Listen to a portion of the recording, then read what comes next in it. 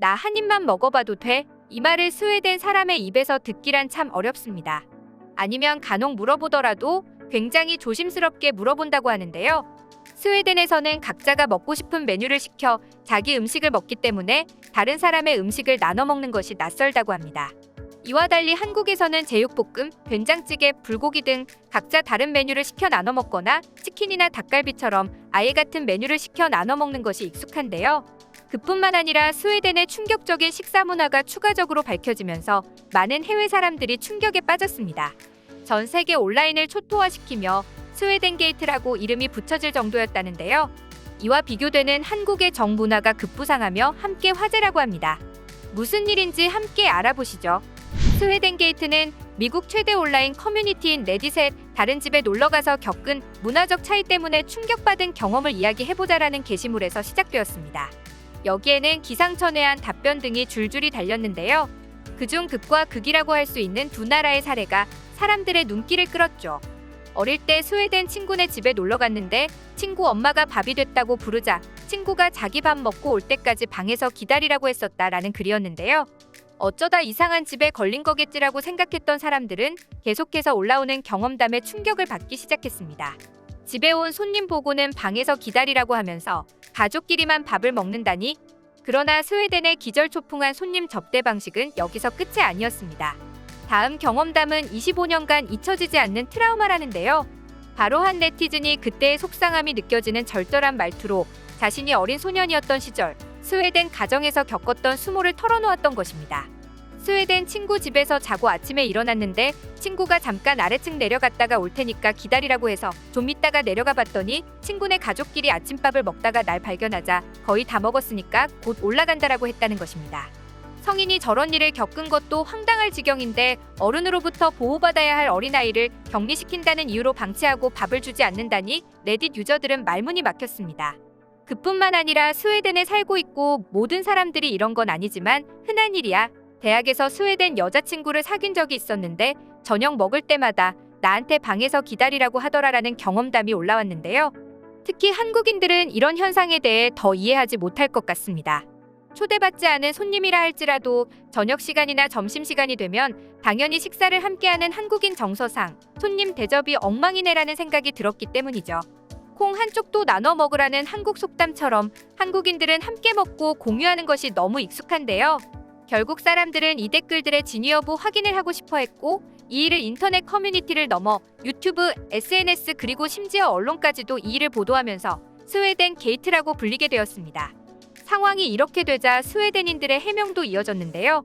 노르웨이 뷰티 브랜드 창립자로 스웨덴 예테보리에서 어린 시절을 보낸 린다 요한스는 영국 일간 인디펜던트에 스웨덴 사람들은 다른 집 아이 또는 다른 가족이 저녁 식사를 집에서 먹을지도 몰라 가족이 기다리고 있을지도 모르는데 그걸 망치면 안 되라고 생각한다고 밝혔으며 한 스웨덴 사람은 트위터에 스웨덴 사람들은 가족 수만큼만 요리한다. 칼같이 배분한다. 우리는 손님을 염두에 두지 않는다. 미리 얘기하면 한 명 추가할 수는 있다.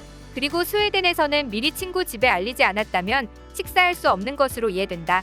여기에선 그다지 큰일이 아니다라고 단언했죠. 이처럼 스웨덴 사람들은 집에 오겠다고 미리 약속한 경우에는 식사를 준비하지만 예상치 못한 상황에 집에 방문하게 되면 식사 대접을 하지 않는다고 합니다. 오히려 예상치 못한 자리에 왔는데 식사를 같이 하려 드는 손님이 더 개념 없고 무례한 것이라고 보는 것이죠.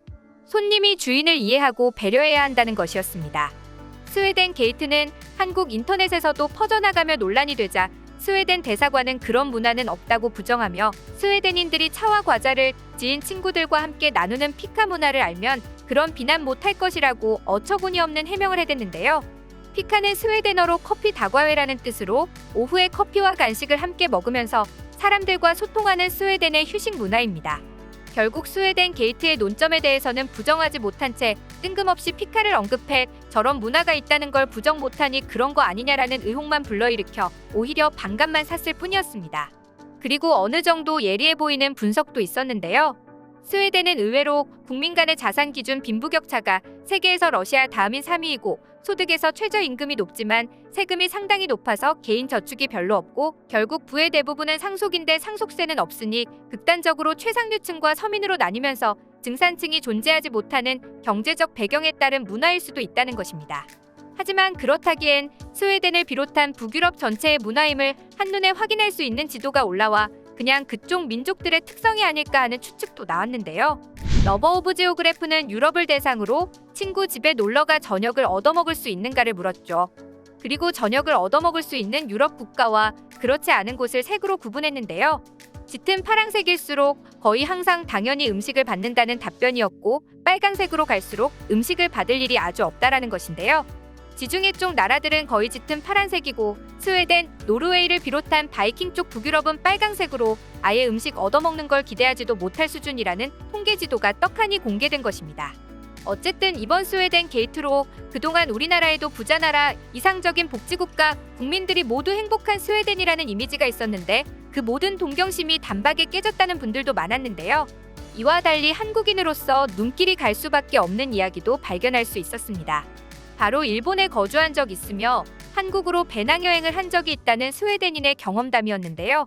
솔직히 대부분의 스웨덴 사람들이 이게 뭐가 문제냐고 생각할 거야. 나도 20살까지는 스웨덴 문화를 옹호하는 사람들과 똑같이 생각했어. 생각이 확 바뀐 건 다른 나라로 여행을 하면서부터였지. 나도 일본으로 교환학생을 가게 됐거든. 근데 일본은 예상대로였어. 깨끗하고 개인주의적 성향이 강하고, 스웨덴 사람들은 자기가 먹던 걸 남에게 절대 건네주지 않잖아. 과일이든 과자든 말이야.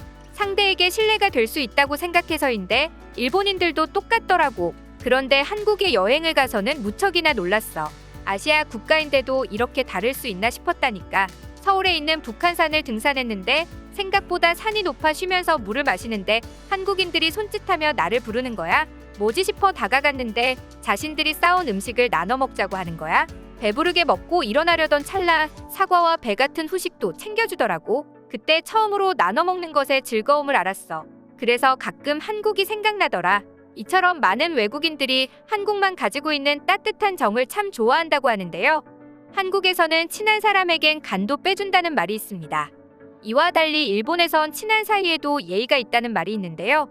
한국인의 정과 일본인들의 예의, 각각 장단점이 있겠지만 한국 사람들의 인간관계가 더 진하고 부드러운 것이 사실이죠. 한국인들은 모르는 사람에겐 불친절하게 대합니다. 하지만 일단 한번 친해지면 그렇게 잘해줄 수가 없다는 게 외국인들의 평가인데요. 한마디로 무뚝뚝하지만 속정이 있다는 것입니다. 이런 이유 때문에 한국에서 오래 살았던 외국인들은 고국으로 돌아가면 한국병에 걸린다고 하는데요. 한국인들의 진심 어린 정과 친절에 익숙해져 있다가 형식화된 정과 친절이나 개인주의를 겪으면 고통스러워하는 것입니다. 이런 이유 때문에 외국인들이 한국 음식에 푹 빠진 것이 아닐까 싶은데요. 특히 해외에서 제일 유명한 것은 한국식 바베큐 문화라고 하는데요. 일단 직접 구워 먹는 것도 굉장히 새로운데 함께 둘러앉아 쌈을 싸먹는 모습이 흥미로우면서 정감이 간다는 것입니다. 그뿐만 아니라 공짜로 잔뜩 가져다주는 밑반찬도 공짜라는 사실에 한국의 정을 듬뿍 느낀다고 하죠. 한국인의 정에 대해 부정적인 시각도 있지만 점점 삭막해져만 가는 현대사회에서 한국의 정은 독특하게 느껴지는데요. 앞으로도 타인을 배려하는 마음을 잃지 않고 지속시켜 나갈 수 있으면 좋겠습니다. 시청해주셔서 감사합니다. 영상이 즐거우셨다면 좋아요와 구독하기 버튼도 눌러주세요. 지금까지 이슈친구였습니다.